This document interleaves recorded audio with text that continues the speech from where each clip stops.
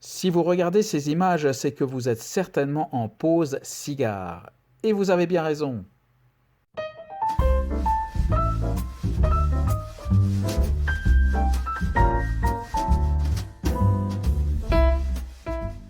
Bonjour et bienvenue au Mexique, puisque c'est là où nous nous arrêtons aujourd'hui avec un cigare de la marque Te Amo.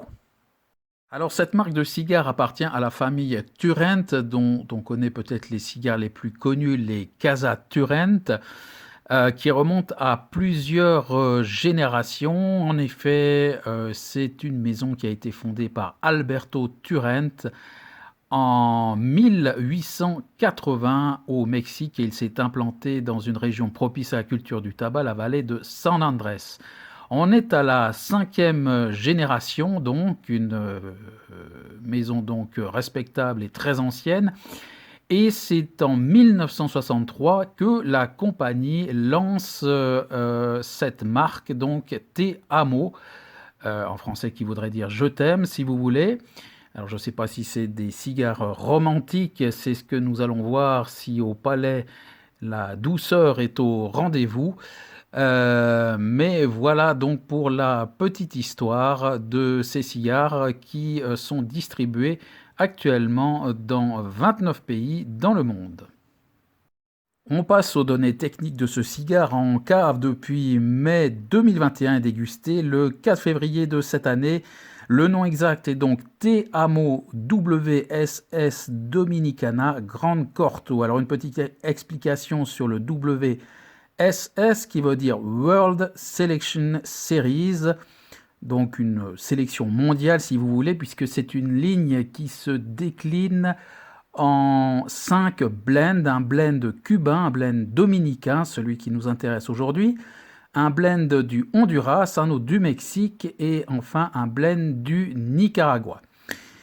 Donc origine Mexique avec une cape Connecticut Shade, une sous-cape de Saint Andrés donc mexicaine et une triple donc comme son nom l'indique de République dominicaine. Une longueur de 10 cm tout rond, un diamètre de 2,46 cm pour un ring de 62, un format short torpedo. On pourrait dire que c'est un petit joufflu dans le langage actuel des cigares et son prix en francs suisses 5 francs 90.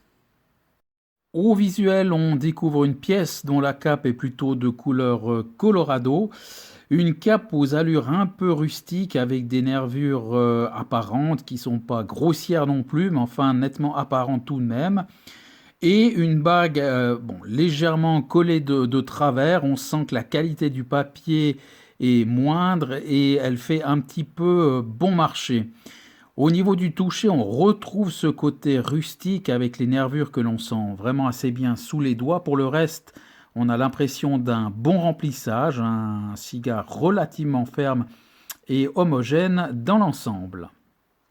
Au niveau du pied, alors les arômes sont vraiment très très légers, il faut aller les chercher. On découvre plutôt une ambiance florale avec un bois très lointain et vraiment encore après coup, je dirais, on devine quelques notes de miel, mais vraiment tout ça est extrêmement léger. Pour les aromas crus, à signaler un tirage relativement aéré. Et donc des saveurs qui arrivent en bouche alors de manière très légère, beaucoup d'air et quelques notes de cuir uniquement. Malgré le diamètre de cette vitole, l'allumage se fait assez facilement et vu sa longueur, j'ai décidé de le subdiviser seulement, non pas en tiers, mais en moitié. Donc sur cette première moitié, on démarre sur un environnement vraiment herbacé, qui ça rappelle un petit peu de l'herbe mouillée, avec un fond d'amertume également qui rappelle quelques notes d'agrumes similaires à un goût que vous laisserez éventuellement un peu de pamplemousse dans la bouche après l'avoir avalé. Ensuite, cette amertume va s'arrondir pour laisser place à un petit cuir, je dirais, et des notes de fruits à coque qui rappellent un peu d'amandes amères. À noter une rétro-olfaction vraiment très très douce tout le long de la dégustation Et sur la fin de cette première moitié, on assiste à un retour de l'herbacée, assez vert, je dois dire. Sur la deuxième moitié, on a toujours beaucoup d'amertume sur un fond herbacé. Malheureusement, il y a aussi quelques pointes d'acidité qui vont apparaître. À un moment donné, la cendre va tomber, je dirais sur vraiment la fin du cigare. J'en profite quand même pour faire un dégazage, pour voir ce que ça donne. Un dégazage qui fera sortir quand même pas mal de gaz. L'amertume va se faire moins forte, elle sera toujours présente et elle va revenir au grand galop, donc assez vite, avec en plus des notes clairement acides de plus en plus présentes. Et l'amertume sur la fin va se transformer en note empyromatique qui va donner vraiment sur la fin de ce cigare une dégustation de moins en moins agréable.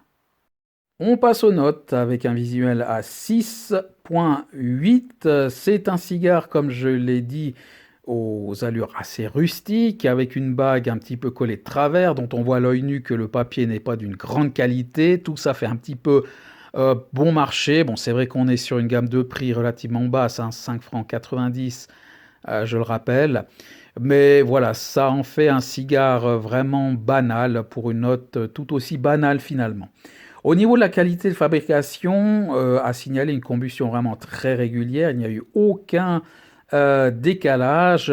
Par contre, la cendre, c'était vraiment très moyen.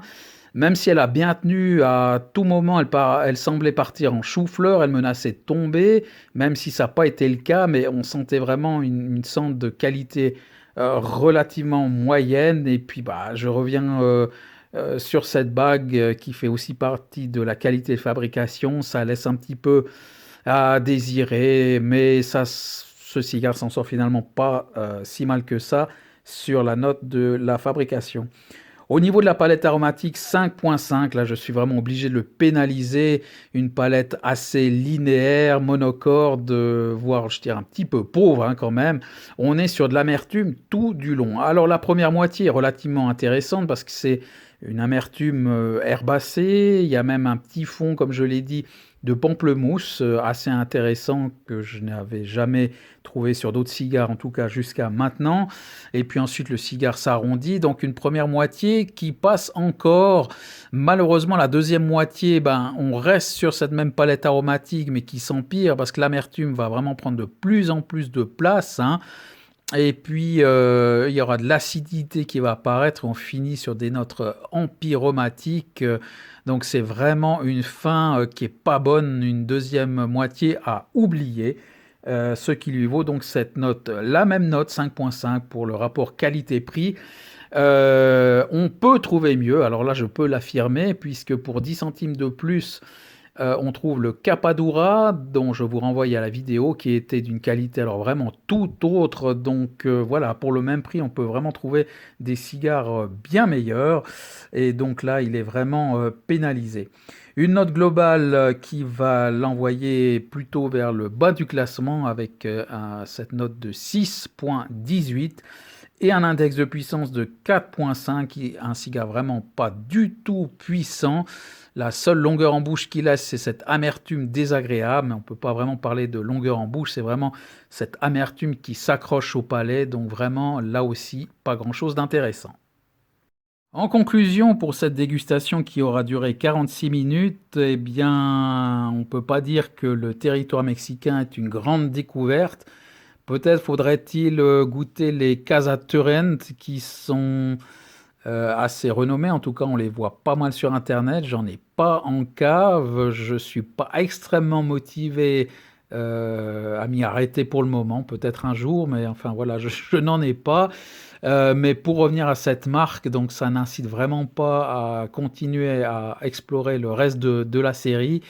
Et donc il y a tellement de cigares à déguster que franchement, je pense passer mon chemin et c'est pas un cigare que je conseillerais.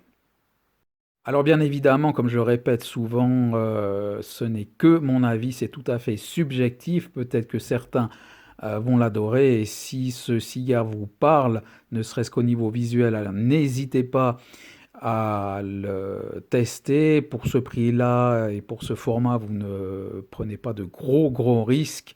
mais pour ma part et en plus sur ce registre de saveurs herbacées, ce n'est vraiment pas ma tasse de thé. Et donc voilà, mais encore une fois, ça n'est que mon avis. Et c'est sur ces mots que je prends congé en vous souhaitant de bien vous porter et je vous dis à bientôt.